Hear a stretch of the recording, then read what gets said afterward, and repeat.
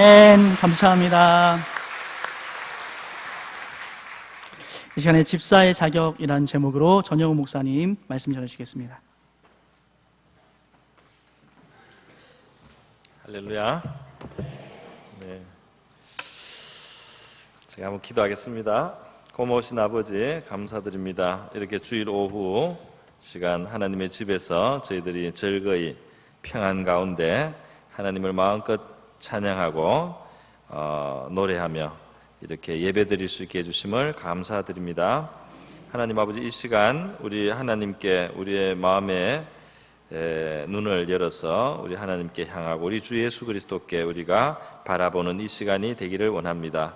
또 주의 교훈을 베풀어 주셔서 저희들로 하여금 우리 신앙의 도리를 바로 알고 또 우리 주 예수 그리스도를 섬기는 그 길을 우리가 잘 이해할 수 있도록 도와주시옵소서. 하나님 아버지 감사합니다. 주님 앞에 선교를 위하여 드린 전도의 헌금이 있습니다. 귀하게 사용되게 하여 주시옵소서. 이 시간을 주님께 의탁합니다. 예수님의 귀하신 이름으로 기도드립니다. 아멘. 네, 오늘 집사의 자격으로 지난주에 이어서 계속해서 말씀을 드리겠습니다. 지난주에는 우리 감독의 자격에 대해서 나눴습니다. 이 감독은 오늘날로 치면 목사나 장로 아마 이런 것에 아마 가깝지 않는가 이렇게 생각이 듭니다. 그리고 이걸 이제 다른 사람의 그 영혼에 대해서 섬기는 그런 직무를 하는, 돌보는 직무를 하는 사람들에게 또 적용이 될 수 있는 말씀이라고 하겠습니다. 오늘 그 집사의 자격에 대해서 이어서 이제 8절에서부터 나오고 있는데 한 번 더 강조를 드리자면은 그러니까 교회가 잘 세워지기 위해서는 두 가지가 필요하다고 했습니다. 하나는 바른 교훈, 진리가 가르쳐져서 진리가 아닌 거짓된 어떤 이단의 교리라든지 아니면 어떤 참 이 순수한 복음하고 상관이 없는 이상한 지식이라든지 그런 어떤 희한한 지식이라든지 이런 것이 아니고 마음을 깨끗하게 하고 참된 믿음을 자라게 하는 그런 바른 교훈, 바른 말씀, 바른 복음이 교회에 왕성해야 된다. 그리고 말씀이 그렇게 흥왕하고 또 하나는 자격을 잘 갖춘, 잘 준비된 그런 사람들이 사역자의 섬기는 직무를 감당하고 직분을 맡을 때 교회가 건강하게 잘 세워질 수 있다. 그래서 바른 교훈과 바른 직분, 바른 직분자, 자격 있는 직분자들, 이것이 교회를 세워나가는 아주 중요한 두 가지 기둥과 같다고 해야 될까요? 축과 같다고 이렇게 할 수 있습니다. 이것이 이 목회 서신 디모데 전후서와 디도서를 볼 때 그런 간단하게 말하자면 그런 우리가 전체적인 교훈의 윤곽을 볼 수 있다는 것입니다. 오늘 이제 집사의 직분을 자세히 조금 들여다보겠습니다. 시작하는 말이 8절에 보면 이와 같이라고 이렇게 말했습니다. 그러니까 감독에 대한 이야기를, 감독의 자격에 대한 이야기를 하다가 이제 집사에 대해서 이야기를 시작하는데 이와 같이 이 말로 시작을 했습니다. 그러면 이것은 앞에 말에 이제 연결을 지어서 생각을 해야 되겠죠. 그러면 감독에 대한 이야기를 할 때 그 마지막 부분에서 무슨 말씀을 했느냐 하니까 바로 7절에 보니까 외인들에게서도 선한 증거를 얻은 자야 한다. 그래서 이 교회 바깥의 사람들이 볼 때 그 사람이 잘못된 사람이면 안 된다는 겁니다. 최소한 바깥에 있는 외인들에게도 그 사람이 좋은 사람으로 인정받는 사람으로 그렇게 인정된 사람이 감독이건 또 마찬가지로 집사건 교회 직분을 받는 사람은 바깥의 외인들에게 좋은 그런 평을 받는 그런 사람이어야 된다. 이렇게 이야기를 하는 겁니다. 이와 같이 집사들도. 그래서 그 집사의 이제 그 조건, 자격으로 나오는 그 내용들이 이제 바로 그것을 더 세부적으로 말해주는 것이라고 할 수 있습니다. 이와 같이 집사들도 정중하고 일구이연하지 아니하고 술에 임박히지 아니하고 더러운 일을 탐하지 아니하고 깨끗한 양심, 믿음의 비밀을 가진 자라야 한다. 이렇게 해서 나오는 이어지는 말씀이 먼저 정중하다 이렇게 말을 했어요. 이 정중하다는 말은 단정하다는, 이전 번역에 아마 단정하다 이런 식으로 번역을 한 것 같은데 단정하다 그런 뜻도 되고 진지하다, 경건하다, 존경할 만하다 이런 뜻으로 해석할 수 있는 낱말입니다. 예. 그래서 이 사람이 정중하고 단정하고 이렇게 그래야지 사람들이 외인들이 선한 증거를 하지 않습니까? 저 사람은 좋은 사람이다 이렇게 말할 때는 그 사람이 경박하다든지 무례하다든지 또 그 사람이 단정치 않다든지 그리고 비난받을 만한 이런 것이 있으면은 어떻게 그 사람을 선한 증거를 받을 수 있겠습니까? 그래서 집사들이 참 정중해야 된다.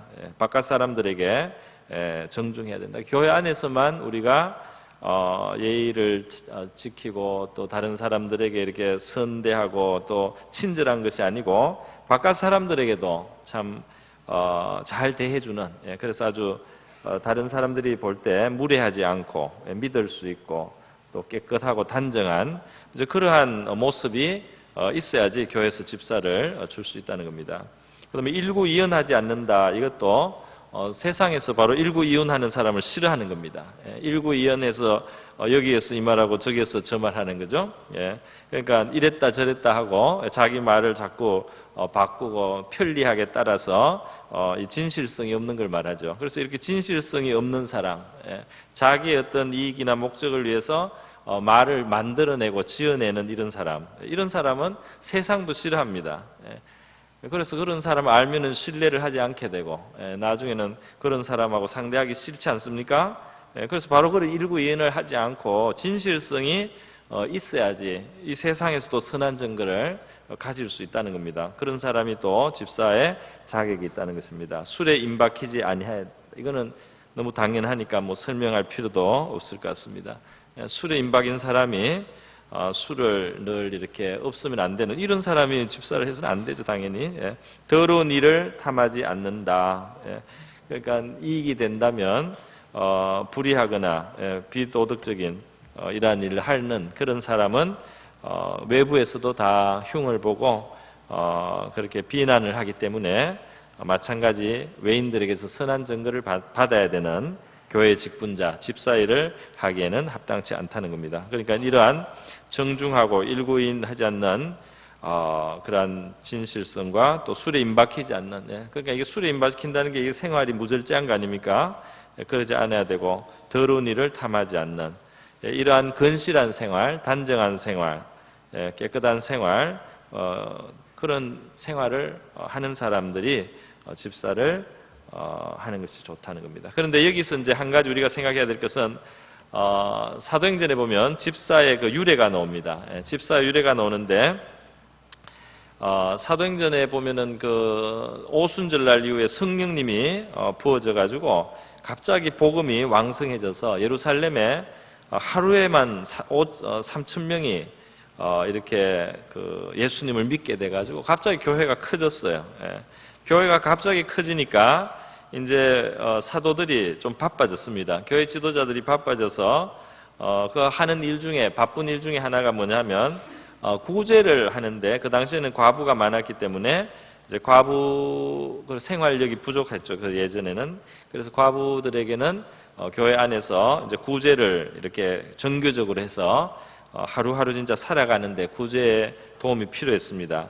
그런데 하다 보니까 헬라파 과부들이 있고 또 유대 계통의 유대인 혈통의 과부들이 있는데 이 헬라파 유대인들이 헬라파 과부들이죠. 헬라파 과부들이 있고 이제 그냥 정통 그냥 이제 진짜 풀로 유대인인 사람들이 있는데 이 헬라파 유대인들 헬라파 피가 섞인 이 유대인들은 그 과부들이 이상하게 구제에서 조금씩 이렇게 자꾸 제외가 되는 그런 상황이 벌어졌습니다. 아마 부주의, 실수 이런 걸로 그렇게 된 것 같습니다.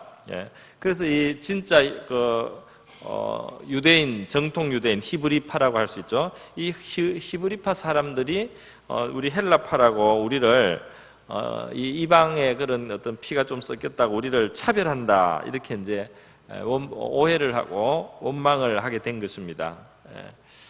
아마 나쁜 뜻으로 그렇게 된 건 아니고 너무 교회가 갑자기 커지니까 할 일이 많아져가지고 사도들이 12명밖에 없잖아요. 예수님의 사도. 가룟 유다 대신에 이제 한 사람을 보충을 해서 12명은 유지를 하는데 이 12명이 하루에 3,000명씩 늘어나고 그리고 그 후에도 매일 얼마씩 더 예수 믿는 사람이 늘어났는지 모르지만 교회가 왕성할 때예요. 그러니까 이 12명이 그렇게 수천 명을 사역을 한다는 게 사실 무리한 일입니다. 그러다 보니까 이 과부 구제하는 일에 실수가 생기고 그 실수 때문에 교회 안에 원망이 생겼어요. 그래서 원망이 없이 우리가 하나님 일을 해야 되는데 원망이 없이 하나님 일을 해야 됩니다. 원망이 없이 하나님 일을 해야 되는데 원망이 생겼어요. 이것은 어떤 악의에 의해서 생긴 것이 아니고 힘이 붙인 겁니다. 힘이 붙여요. 그래서 이 12사도의 일을 이렇게 나누어서 좀 해야 되겠다. 12사도는 기도와 말씀에 더 전무를 하고 기도하는 것과 말씀 전하는 것이 자기들의 더 중요한 영적인 사역이기 때문에 그거를 우리가 해야 되겠고 우리가 이렇게 구제하고 교회 행정하는 일 이런 일에 너무 우리가 신경을 쓰는데 그 기도와 말씀 사역이라고 하는 더 중요한 영적인 사역을 우리가 덜 하는 것도 문제고 그리고 또 우리가 이렇게 한다고는 하지만 이런 구제 사역이라든지 행정 사역 이런 것들은 우리의 또 전공도 아니고 우리가 또 거기에 전무할 수 있는 것도 아니고 그러니까 이거는 다른 사람에게 맡겨야 된다. 이제 이런 결론이 난 거예요. 그래서 사람을 택해서 이제 세워서 바로 집사를 초대교회가 처음 세우게 되는 것입니다. 그런데 그 기준은 성령과 지혜가 충만하여 칭찬받는 사람이라고 그랬어요. 그리고 한 7명쯤 세우라고 했습니다. 그러니까 이 교회는 3,000명 이상이 되는 교회인데 집사가 지금 7명 정도 서는 거예요. 그럼 7명만 일을 했겠습니까? 여기 지금 안수 집사님입니다. 안수를 받아가지고 집사 일을 하게 되는 사람입니다. 그래서 이게 중요한 조건으로는 성령과 지혜가 충만하다. 이것이 행정적인 일이고 구제하는 거고 재정하고도 관계되는 이런 일인데 그런 일을 그냥 회사 이게 돈 만지는 직업을 가졌다고 시키는 게 아니고 계산이 그냥 빠르다고 그냥 맡기는 게 아니고 하나님의 일은 그것이 구제하는 일이든 또는 재정을 출납하는 일이든 성령 충만한 사람이 해야 된다. 성령이 충만하고 그 성령이 충만한 가운데 지혜로운 사람, 신앙적인 지혜가 있는 사람들이 교회 일을 해야 된다.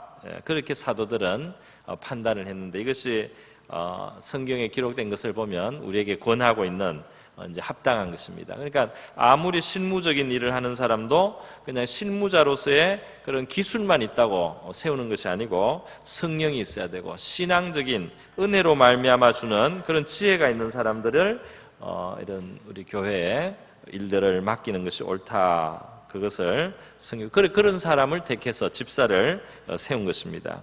이것이 사도행전 6장에 보면 성령과 지혜가 충만한 사람, 그 다음에 이제 두 번째 말을 할 때는 사도행전 6장 5절에 보면 믿음과 성령이 충만한 사람 이렇게 해가지고 7명 아무개를 택해서 사도들이 기도하고 그들 위해 안수 집사입니다.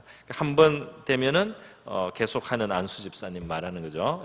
3,000명이 되는 이런 큰 교회인데 말이죠. 그 이상이 되는 교회인데 한 7명의 안수 집사님이 있고 또 나머지 많은 일들은 아마 또 분담을 해서 다른 직분을 아마 세워서 하지 않았을까 이런 생각을 해봅니다. 그래서 우리도 안수 집사님도 있고 또 서리 집사님도 있고 이렇게 더 많은 사실 사역을 맡는 직분들이 있지 않습니까? 초대교회도 이제 그렇게 했던 것 같습니다. 하여튼 중요한 것은 집사의 그 직무를 할 때 외인들에게도 욕을 안 먹는 사람이 해야 된다. 그래서 교회에서는 인정을 받고 칭찬을 받고 교회에서는 어떻게 보면은 제한된 또 늘 만나는 것이 아니고 주중에 우리가 사회생활 하다가 이렇게 일주일에 한 번 만날 수도 있고 두 번 만날 수도 있고 이런데 또 몇 시간 그 시간 동안에 우리가 이 신앙이 있는 경건한 모습을 혹시 가질 수 있을지 몰라도 참 일주일 내내 하루에 거의 많은 시간을 일하는 곳에서 또 우리가 관계하는 그런 세상 환경 속에서 다른 사람들이 우리를 인정해 줘야지 우리가 참 신앙인이고 그리고 교회에서 섬길 자격이 있다. 이것을 성경이 말하고 있어요. 깨끗한 양심의 믿음의 비밀을 가진 자라야 한다. 9절에 또 말하고 있습니다. 양심적인 사람들이 해야 됩니다. 우리는 신앙과 양심은 뗄 수 없는 것이라고 했습니다. 그래서 우리 신앙이 좋아지면서 양심도 더 깨끗해져야 되고, 그래서 양심을 가지고 하나님 앞에 우리가 신앙생활을 해야지 하나님과 깊은 교제가 이루어집니다. 하나님은 굉장히 정직하시고 진실하시기 때문에 양심적이어야지 이 하나님과 깊은 교제가 있을 수 있고 하나님과 친밀함이 이루어지는 거예요. 그래서 우리가 어떤 좀 이익을 보려고 양심을 자꾸 팔아먹으면 하나님하고 깊은 교제를 못합니다. 그게 상당히 큰 거를 잃는 거예요. 그래서 약간 세상에서 약간 이익을 덜 보고 조금 손해가 되더라도 양심을 중요하게 여길 때 하나님하고 친밀함이 생기는 겁니다. 그러니까 하나님하고 친밀하면 기도의 능력이 생겨요. 그래서 기도의 능력으로 다 보상이 됩니다. 세상에 이렇게 깍쟁이 짓을 하고 이렇게 이익을 보려고 남을 속여가고 거짓말을 해가고 이렇게 해서 얻을 수 있는 건 적어요. 그러나 이 양심적으로 하나님과 정직하고 진실하신 하나님과 이게 마음에 아무 거리낌이 없이 친밀함을 가질 수 있는 양심적인 그런 마음으로 우리가 살아갈 때 우리의 기도의 무게가 커지는 겁니다. 그래서 우리 기도 한마디에 하나님이 감동하시고 하나님이 호응해 주시고 그러면서 응답이 오기 때문에 우리의 삶 전체는 결과적으로 더 큰 축복이 되고 더 좋은 열매가 맺어지는 줄 믿습니다. 이제 그게 성도의 길이에요. 그러니까 세상하고 약간 다른 거죠. 세상은 당장에 이제 이익을 위해서 이렇게 수단을 발휘하고 이렇게 남을 속이고 양심을 좀 팔고 이렇게 막 하는 그 길이 좀 세상적인 길이라면 성도들은 양심 때문에 고민을 하고 양심을 지키고 이렇게 하면서 불편한 면도 있습니다. 그러나 바로 그것 때문에 우리는 하나님이 인정해 주시는 겁니다. 할렐루야. 하나님이 인정해 주시는 거예요. 하나님이 인정해 준다는 것이 중요합니다. 하나님의 인정을 받으면 하나님의 방법으로 하나님의 보상이 오고 하나님의 채워줌이 있고 생각하지 않은 하나님의 도움이 이제 있게 되는 거죠. 그런 식으로 살아가는 우리 성도들의 삶입니다. 또 여기 믿음의 비밀을 가진 자라야 한다 했는데 여기 비밀이라는 말에 너무 큰 뜻을 둘 필요는 없을 것 같습니다. 믿음의 신비. 그러니까 이게 비밀이라는 말보다 믿음이라는 말이 중요해요. 믿음이라는 신비로운 것, 믿음이라고 하는 참 놀라운 것, 그것을 가진 자라고 해야 된다. 참 믿음이 있어야 된다는 겁니다.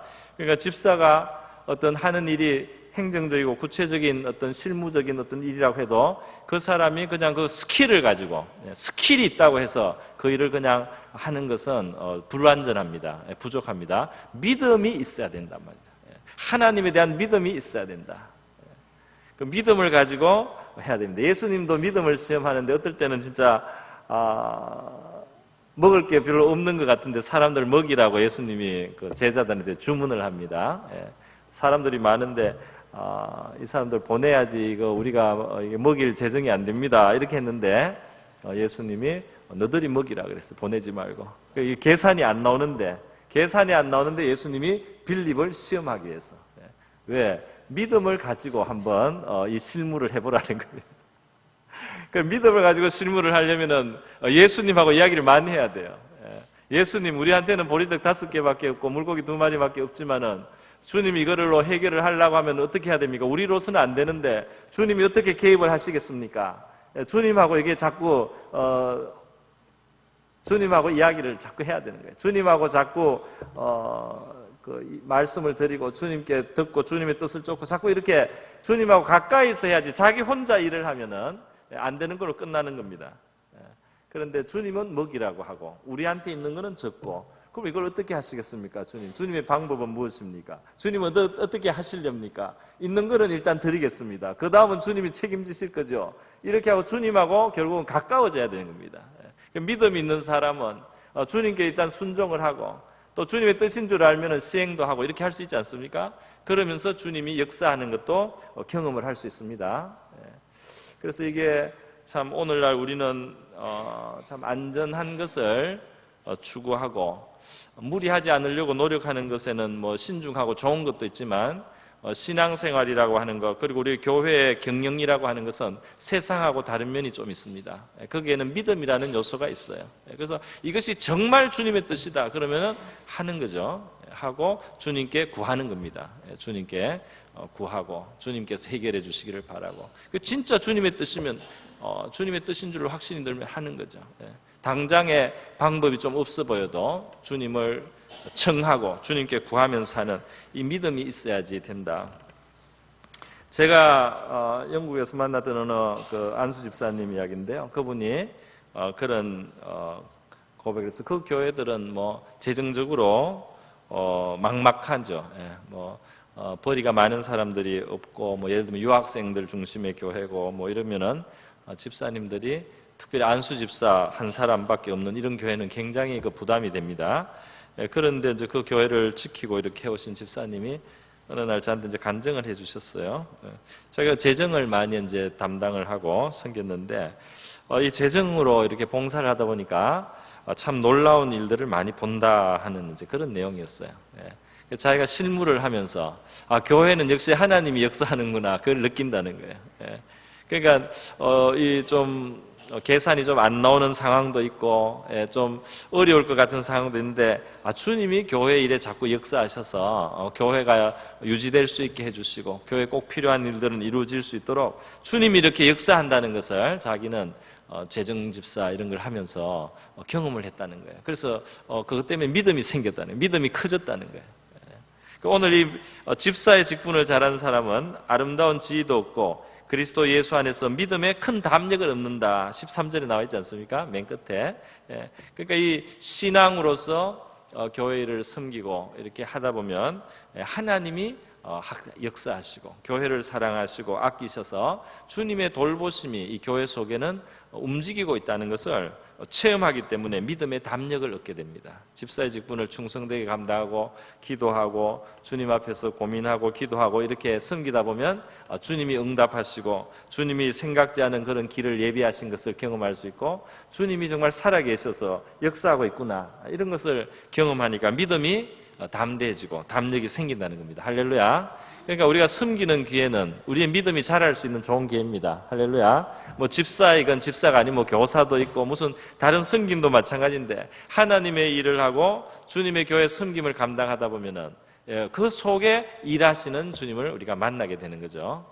그래서 우리 믿음이 담대해져. 그래서 우리는 신앙훈련이라고 하는 것은 이렇게 강의실에서 배우기도 하고 또 이론적으로 배우기도 하지만 섬기는 실제를 통해서 우리 믿음이 많이 자라는 줄 믿습니다. 섬기는 실제를 통해서 심지어는 그것이 뭐 구제의 부분일 수도 있고 행정의 부분일 수도 있는데 하다 보면 주님이 도와주신다.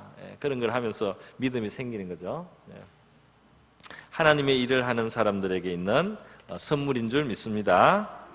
그래서 어느 정도에서 우리가 신앙이 기초를 하나님이 주시면은 하나님이 우리를 사실 섬기는 자리 또 일하는 자리로 부르시죠. 그래서 섬김을 요구하고 일을 하게 하고 뭔가를 봉사를 하게 하고 크든 작든 부르셔서 일을 자꾸 맡기시는 그런 면이 있어요.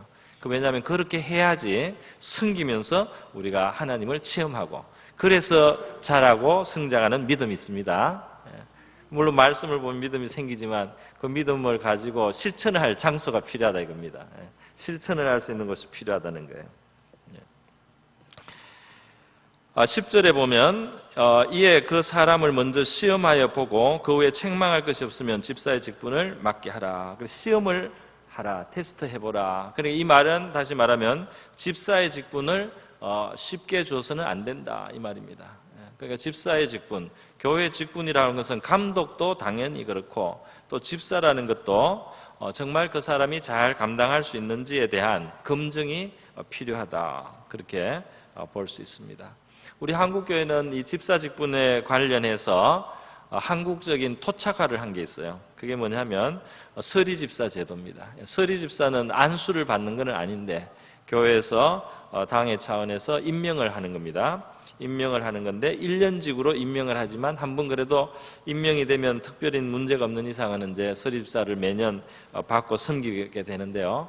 서리집사라고 하는 것은 어떻게 말하면 그 집사의 그 준 집사의 훈련을 받는다 이렇게 볼 수 있습니다. 준 집사로서 훈련을 받는다. 안수 집사로 지금 당장 그 안수를 받는 것은 아니지만 집사로서 그 일을 나누어 하면서 훈련을 받고 있는 상태다 이렇게 볼 수 있는 게 우리 서리 집사 제도고, 또 한국에서는 사람 이름을 부르지 않지 않습니까? 그래서 우리는 사람 이름을 부르는 게 예의에 벗어나니까 또 집사님이라고 이렇게 부르고, 또 집사님으로 격려하고, 또 그렇게 또 일을 나누어 하고, 그렇게 신앙이 성장하도록 그렇게 도와가는, 세워가는 그런 과정에서 우리는 서리 집사 직분이 있는데요.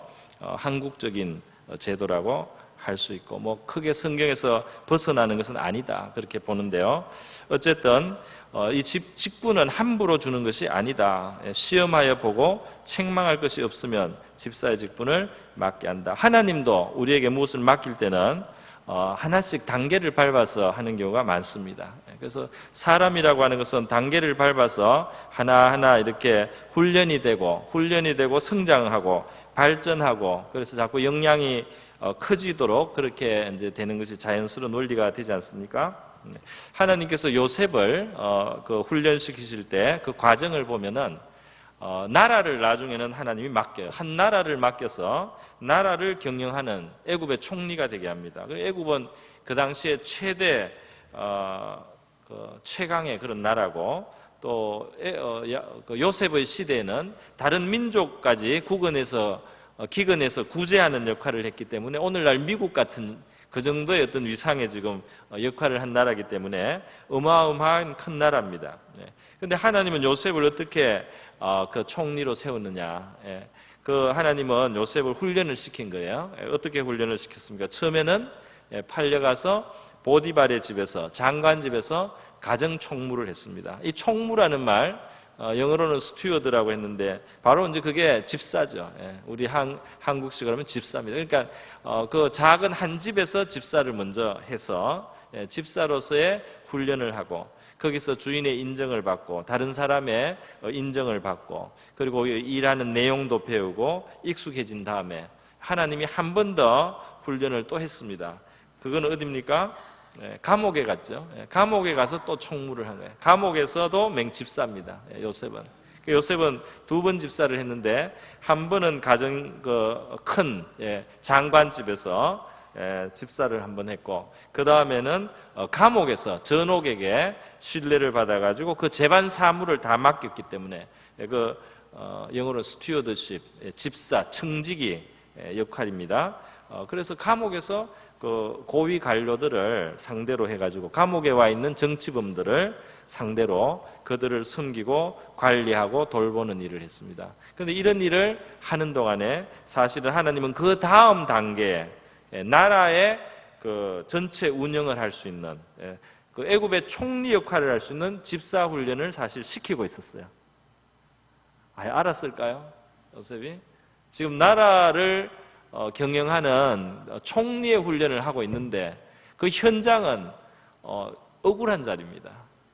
그 가정집에서 그 가정 총무를 하고 있는 그 자리가 억울함이 충만한 자리예요.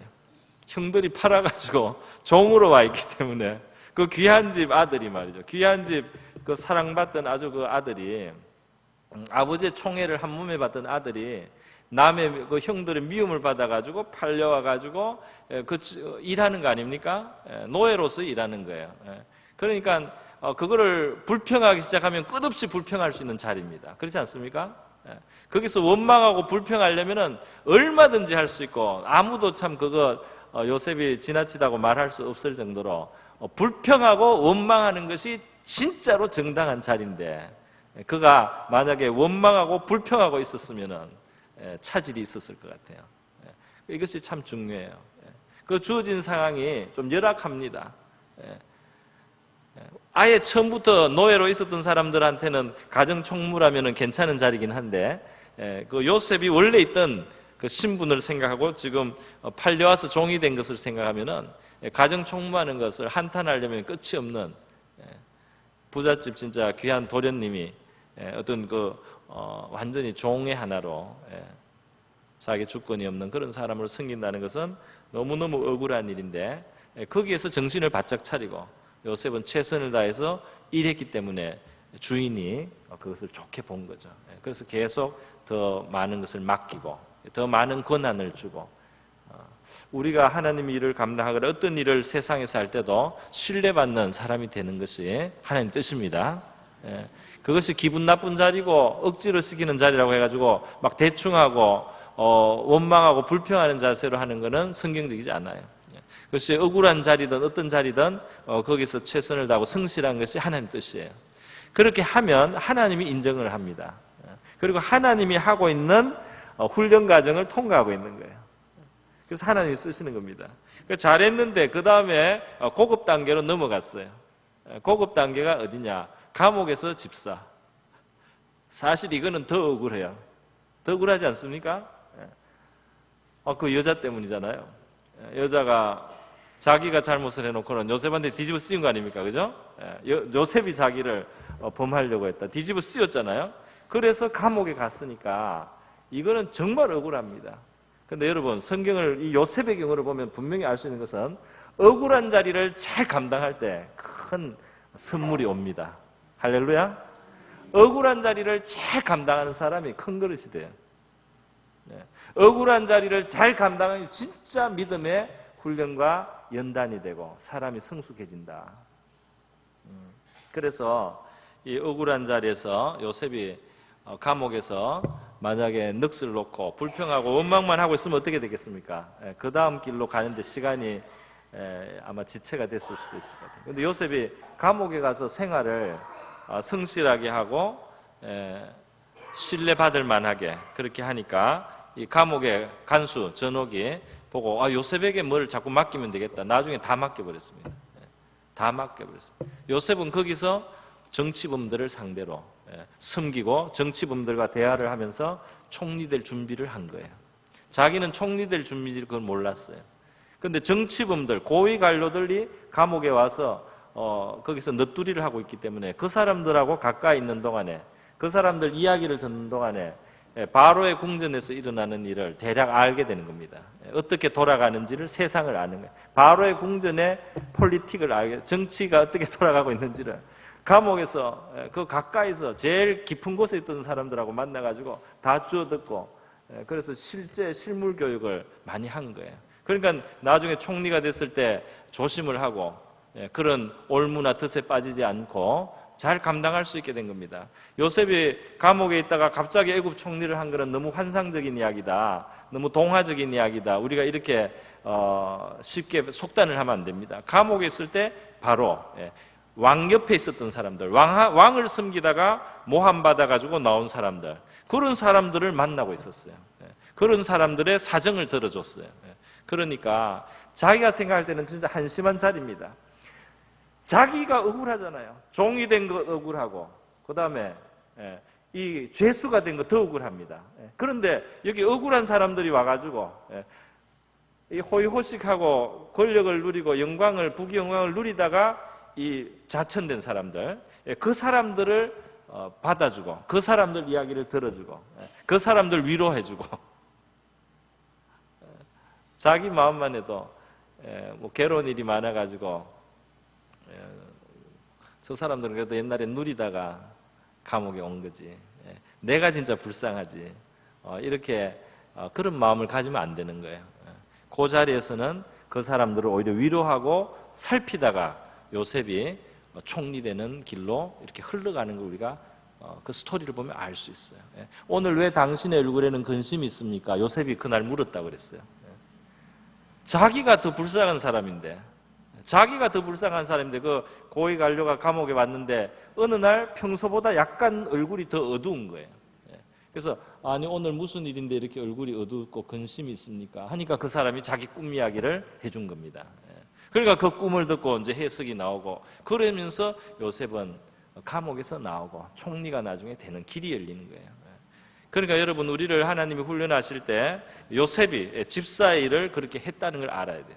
나중에 아름다운 지위가 요셉에게 생기지 않습니까? 총리가 되고 더 큰 권한이 주어지고 더 큰 권세가 주어져서 요셉이 하나님께 크게 쓰임을 받는 겁니다. 그리고 우리가 교회 일을 하든지 어디에서 하든지 이 청지기의 역할을 잘 감당한다는 것은 그 자체도 귀하지만은 그것을 통해서 우리가 훈련을 받고 있어요. 테스트를 받고 있는 거예요. 그래서 거기서 원망 불평하지 않고 감당할 수 있는 그릇으로 준비가 되고, 어떤 자리에서도 억울하다고 괴로워하고 이렇게 자포자기하지 않고 숨기는 그런 자세가 계속 준비가 되고 하면은 하나님께서 들어서 쓰시는 시간이 올 줄 믿습니다. 겸손하라고 성경은 말하고 있는 거예요. 겸손하라. 때가 되면 너희를 높이실 것이다. 그렇게 하지 않습니까? 네. 이렇게 해서 시험이 있는 겁니다. 시험이 있다 했습니다. 11절에는 여자들에 대해서 말을 하는데, 여자들, 그래서 이게 갑자기 집사 이야기를 하다가 여자를 이야기하니까 여자 집사님 이야기인가, 그럴 수도 있습니다. 여자 집사님 이야기도 있는데, 원어도 내가 찾아봤는데 그냥 진짜 여자라는 뜻이에요. 그냥 아내일 수도 있고 여자일 수도 있고 귀부인일 수도 있고 그런 말인데, 그러면 이 말은 꼭 집사라는 명칭은 아닐 수 있으나 교회에서 여성으로서 어떤 포지션을 가진 직무라고 할 수 있겠습니다. 그래서 오늘 우리로 가깝게 적용을 하면 그냥 권사님 뭐 이러면은 좀 다가갈 것 같아요. 여성으로서 안수 집사님 같이 교회에서 어떤 직분을 섬기는 뭐 그런 거라고 할 수 있겠습니다. 그러면은 이런 분들은 어떠냐? 마찬가지로 이와 같이 마찬가지입니다. 마찬가지 그 큰 모양은 같아요. 어떤 분이 집사가 되고 어떤 분이 직분을 가져야 되느냐, 권사님이 돼야 되느냐, 정숙해야 된다. 방종하거나 무절제하거나 다른 사람들에게 욕먹는 그런 생활을 해서는 안 되죠. 그 다음에 모함하지 아니하며, 그래서 모함하지 않는다. 왜 모함한다는 말이 나왔을까요? 아마 남자보다는 여성이 말을 많이 하는 그런 기질이 있고, 말을 하다 보면 사람 말을 하고, 사람 말을 하다 보면 사람에 대해서 부정적인 말을 하면, 조금 잘못하면은 사실 이상으로 부정적인 말을 하면 모함이 되는 거죠. 그러니까 이게 사람 말하는 게 굉장히 이게 유혹이 큰 겁니다. 유혹이 커요. 그래서 남의 말하는 것은 별식과 같아서 속 깊이 들어간다는 자문 말씀이 있어요. 사람 이야기하는 게 참 재밌다는 거예요. 사람에 대해서 쑥덕 이렇게 이야기를 하면은 재미고, 그 사람은 어떻고 저떻고 이렇게 하면 재미가 있어서 듣는 사람도 자꾸 듣게 되고, 말하는 사람도 신나서 또 자꾸 하게 되고, 그럼 문제가 뭐다 이런 이야기를 하다 보면은 사실이 아닌 객관성을 넘어선 말을 하면 이제 모함으로 넘어갑니다. 살짝 넘어갈 수가 있어요. 그러니까 다른 사람에 대한 판단은 항상 조심을 해야 되고, 객관적이지 않은 것을 판단을 빨리 내리면 안 됩니다. 추측으로 해서 말하면 안 돼요. 그래서 교회에서 이제 그 말 때문에 상처받는 일이 가끔 있는데, 해석을 너무 많이 해서 그래요. 어떤 일들에 대해서 어떤 사람의 어떤 행동이 있었으면 그런 행동이 있었다, 그까지만 일단 하고 좀 판단을 항상 보류하는 그런 자세가 필요한데, 저걸 보니까 저 사람은 저런 어떤 안 좋은 걸 마음속에 가지고 있다든지 의도를 했다든지 이렇게 내가 해석을 해가지고 살을 조금이라도 붙여가지고 다른 사람에 대한 말을 하다 보면 이게 모함이 됩니다. 내가 모함을 하려고 한 게 아닌데 내 해석이 들어가면서 모함이 되는 거예요. 그러니까 될 수 있으면 해석을 안 하는 게 좋아요. 사실은 사실로만 딱 도는 거예요. 그런 일이 있었다.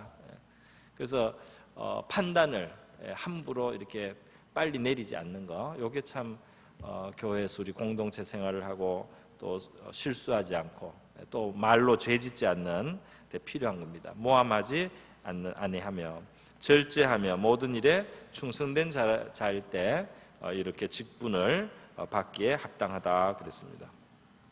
이렇게 하고 다시 집사들이 한 아내의 남편, 그러니까 아내가 둘이면 안 된다는 거죠. 그 문화가, 그 당시에 그런 문화가 있었지만은 안 된다. 성경적인 하나님의 창조의 원리에 맞는 것은 일남, 한 남자와 한 여자의 결혼입니다. 그리고 다시 한번 집사들도 자녀와 자기 집을 잘 다스리는 자야 된다는 이런 명령이 나왔습니다. 자녀와 자기 집을 잘 다스려야 된다. 그러니까 이 신앙의 그 열매를 가정에서 또 자녀들에게서 특별히 성경은 요구를 합니다. 가정, 가족, 가정,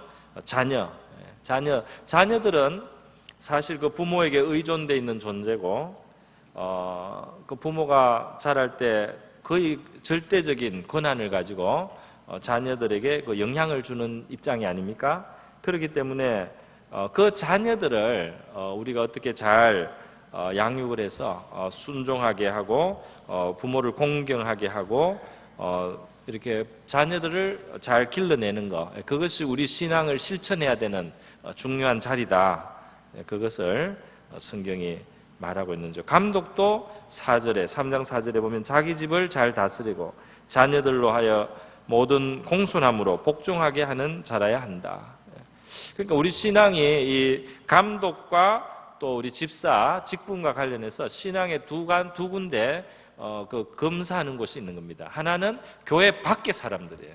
교회 안이 아니고 교회 밖의 사람들이 나를 어떻게 보느냐, 그걸로 하나 자기 신앙을 검증해야 되고, 또 하나는 자기 자녀들입니다. 자기 자녀들이 이 부모인 나를 존경하고 따르고 이렇게 자녀가 잘 길러졌느냐, 그거를 보라는 거예요. 그래서 그것이 잘 돼야지 우리가 교회를 섬길 수 있는 그런 준비가 충분히 됐다고 볼 수 있다. 물론 불완전하지만 주님께서 우리를 많이 써주시고, 그런 불완전한 줄 알면서 우리가 부끄러운 마음도 있지만은 주님을 섬기게도 하십니다. 그렇게도 하시지만 이게 이제 더 원칙적으로는 우리가 자녀들을 잘 기르고 자녀들이 우리를 존경할 수 있는 그런 부모가 되고, 그리고 외인들에게 좋은 증거를 받을 때 우리가 교회 직분을 받기 합당하다, 그렇게 말할 수 있겠습니다. 집사의 직분을 잘한 사람들은 아름다운 지위를 받고 그리스도 예수 안에 믿음에 큰 담력을 얻는다. 그래서 더 하나님께서 존귀하게 만들어 주시고, 더 높여 주시고, 더 영화롭게 해 주시고, 또 더 믿음도 성장하는 정말 좋은 것이 우리가 섬김의 기회인 줄 믿습니다.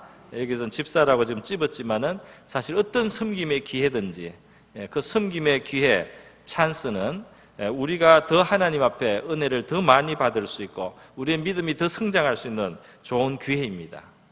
그것을 통해서 우리가 하나님을 더 경험할 수 있고 하나님 우리를 더 높이실 수 있고 더 크게 쓰실 수 있는 기회가 바로 지금 나에게 주신 직분, 내가 감당해야 될 바로 그 일, 그 속에서 하나님은 나를 길러주시고 나를 훈련하시고 또 나를 더 쓰시고 나의 믿음을 더 길러주시고 이렇게 하는 자리가 된다는 것을 우리가 기억해야 될 줄 믿습니다. 어떤 의미에서 성도들은 넓은 의미라면 모두 집사예요. 스튜어드, 청지기. 우리 게 하나도 없습니다. 다 주인의 겁니다. 주인의 것을 가지고 우리가 관리하고 돌보고 주인의 뜻을 따라 쓰고 활용하고 사용하면서 사는 그런 사람이기 때문에 넓은 의미에서 보면 우리 모든 믿음의 사람들 집사라고 할 수 있어요. 그래서 내게 주신 시간, 내게 주신 건강, 내게 주신 재물, 내게 주신 환경, 내가 어떻게 사용하고 어떻게 잘 쓰느냐, 이것이 주님의 뜻에 맞게 어떻게 잘 쓰느냐, 청지기 정신으로 사는 거, 이게 신앙생활 잘하는 거 아닙니까? 내 거라고 생각하고 가는 순간에 좀 문제가 있습니다. 좀 어리게 되는 겁니다. 성숙하지 못하게 되고 주님의 뜻에 완전히 합하기에는 부족한 거죠. 이 모든 것이 주님께로부터 와서 우리가 주님을 섬기는 기회로 우리에게 주어진 모든 시간과 여건과 또 자원을 잘 활용해야 될 줄 믿습니다. 우리 오늘 집사의 자격에 대해서 봤습니다. 우리 안에 좋은 집사들, 안수 집사님들, 또 권사님들, 또 서리 집사님들도 역시 마찬가지로 좋은 그런 기회로 그러한 섬김의 기회들을 통해서 하나님 앞에 발전하고 또 성장해 나갈 수 있는 기회가 될 수 있기를 바랍니다. 우리 오리동 남부교회가 건강하게 세워지고 많은 섬기는 일꾼들이 세워질 수 있도록 우리 다 같이 한번 기도하겠습니다.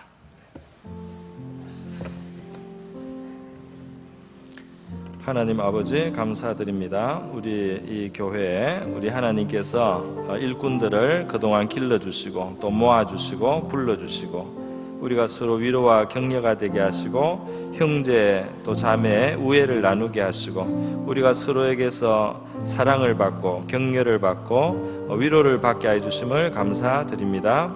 하나님 아버지, 오늘 집사의 자격에 대해서 저희들이 말씀을 나누어 보았습니다. 우리 초대교회 때와 우리 지금 현재 상황에 닮은 점도 있고 또 약간의 차이도 있지만 이 근본의 정신에 있어서는 마찬가지인 줄 믿습니다. 하나님 아버지, 우리가 외인들에게도 우리의 신앙이 표현되고 고백될 수 있는 그런 이중적이지 않은 신앙생활 될 수 있도록 도와주시고, 또 우리의 가정에서 우리의 고난 속에 있는 우리의 자녀를 향하여 우리의 신앙이 참되고 진실한 것으로 그들에게 증거될 수 있기를 원합니다. 그래서 우리의 자녀들이 우리를 존중하고 정말 우리를 존경할 수 있는 그런 부모로서 우리가 믿음의 삶을 살게 하시고 그러한 신앙인의 길을 우리가 갈 수 있도록 도와주시기를 원하고 바랍니다. 우리 오리동 남북의 우리 모든 성도들, 우리 안수 집사님들, 또 권사님들, 우리 재직들, 아버지, 우리 또 서리 집사들 모두 하나님 아버지, 우리에게 주신 이 직분이 우리가 하나님께서 우리의 믿음을 길러주시는 귀한 기회로, 그러한 귀한 기회로 우리가 삼을 수 있게 하시고 그렇게 우리가 볼 수 있도록 도와주시옵소서. 때로는 하나님의 섬기는 그 조건과 환경이 열악할 때가 있습니다. 하나님이서 그것이 우리에게 불평스러울 때가 있습니다. 그럴 때 주님이서 우리 그 속에 있는 하나님의 뜻이 무엇인지 생각해 볼 수 있게 도와주시고, 우리 하나님께서 우리를 훈련하시는 그 시간에 우리가 하나님의 기대에 맞는 주님 그런 믿음으로써 고백할 수 있기를 원하옵나이다. 주님, 오리동 남부교회 귀한 직분자들이 많이 세워지고 하나님의 기준에 맞는 많은 아버지 그런 일꾼들이 세움을 받을 수 있도록 도와주셔서 교회가 든든히 세워질 수 있도록 도와주시고 그리스도의 몸이 왕성하게 되게 하여 주옵소서. 우리가 여러 가지로 배우고 익히는 것이 있을 때 주님이시여 이론적으로만 하는 것이 아니라 우리의 실제 섬김과 수고 속에서 우리 하나님을 만날 수 있게 하여 주시고 우리 하나님의 개입을 경험할 수 있게 하여 주시옵소서. 하나님을 체험할 수 있게